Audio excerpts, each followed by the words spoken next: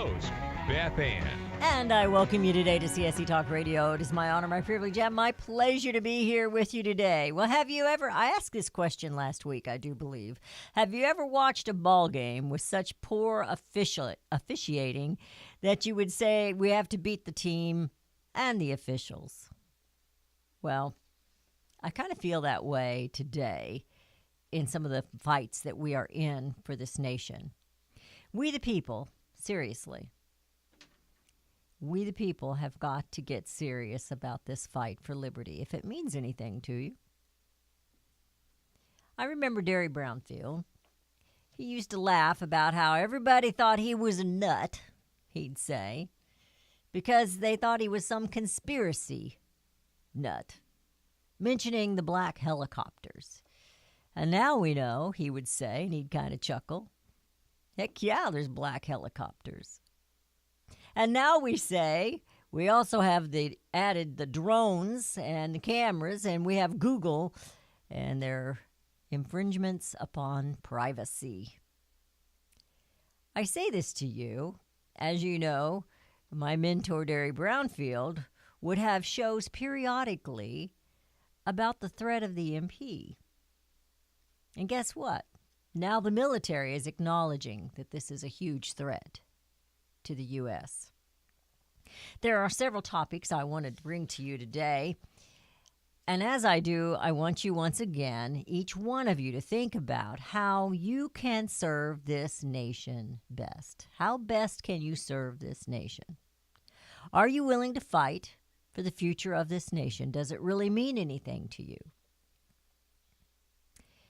Educate and put on the full armor of God and knowledge.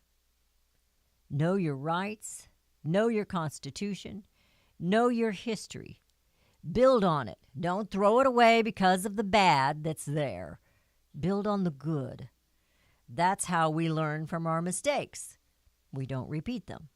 So are you willing to dig in and to study your Constitution, the Bill of Rights, and the history of this nation? Are you willing to make phone calls or perhaps start a petition drive or be part of that? Are you willing to run for a political office? Are you willing to sacrifice anything? They pledged their lives, their fortunes, and their sacred honors. Many of them lost their lives.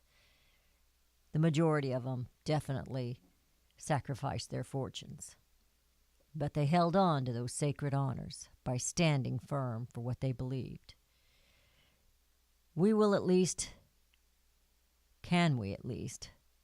will we at least pledge our sacred honors and hold the elected accountable? Fire them when necessary. I got lots of exclamation marks by that in my writing. And replace them with honorable men and women. Such a pledge would certainly bring America home. Now, as you know, we lost our 41st president. George H. Bush passed away. He was a good man. He was a good father. But I don't want to speak ill. He fought for this nation. He was a strong guy. But he was also the first one to mention the New World Order. He was also a politician, like many others, you know. And they always get on to President Barack Obama for saying, if you want your doctor, you can keep your doctor. If you want your insurance, you can keep your insurance. And I remember George H. saying, read my lips, no new taxes. And, of course, we got new taxes. But he was our president, and he was a tough guy, the 41st president. He was a good and honorable husband and father to his family. But he couldn't bring himself to support the current president. Well, we pray for his grieving family, and this nation has lost one of its former presidents. He was 94 years old. He lived a long life, and I think he was even, when he was 90, he was still jumping out of planes. He had this thing about jumping out of the planes, and he just kept doing it on his birthdays.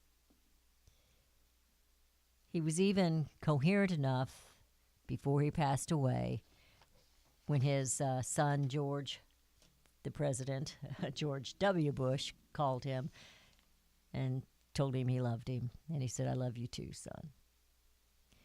So we honor that family today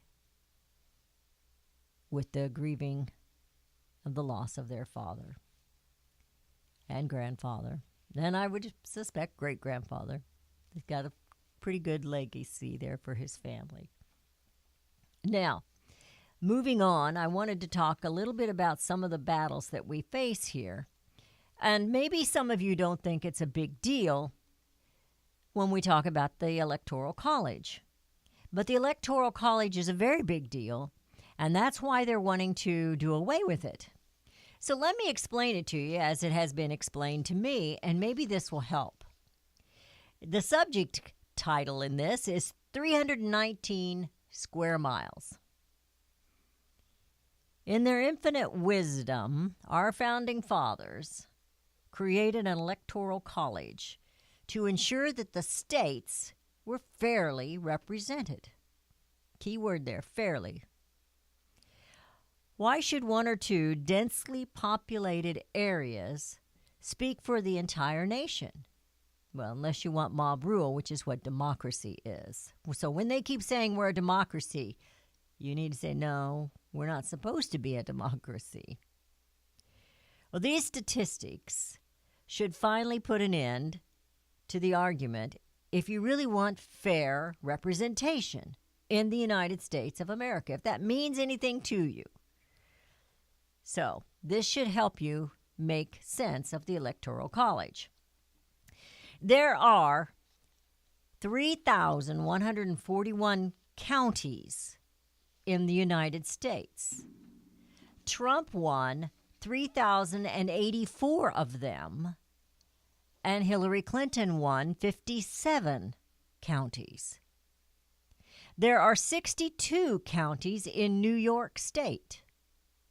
Trump won 46 of them. Clinton won 16 of them. Clinton won the popular vote by approximately 1.5 million votes. They keep saying this over and over and over again. Joy Behar loves to say it. But they don't talk about the Electoral College as if it was something bad with it. Because, you see, they don't want fair representation. They want mob rule. In the 5 counties that encompass New York City, Bronx, Brooklyn, Manhattan, Richmond, and Queens, Clinton received well over 2 million more votes than President Donald Trump. Clinton only won 4 of these counties. Trump won Richmond. Therefore, these 5 counties alone more than accounted for Hillary Clinton's winning the popular vote of the entire country, just in New York.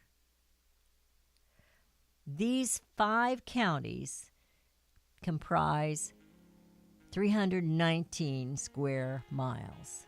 319 square miles. The United States is comprised of 3,797,000 square miles. When you have a country that encompasses almost 4 million square miles of territory, it would seem to be ludicrous to even suggest that the vote of those who inhabit the mere 319 square miles should dictate the outcome for all the rest in a national election. I want to talk about this a little bit further when we come back. You're listening to CSC Talk Radio. The number to call is 877-895-5410. It is not Free-for-All Friday, so I get to pick and choose the topics today. 877-895-5410, and we will be right back.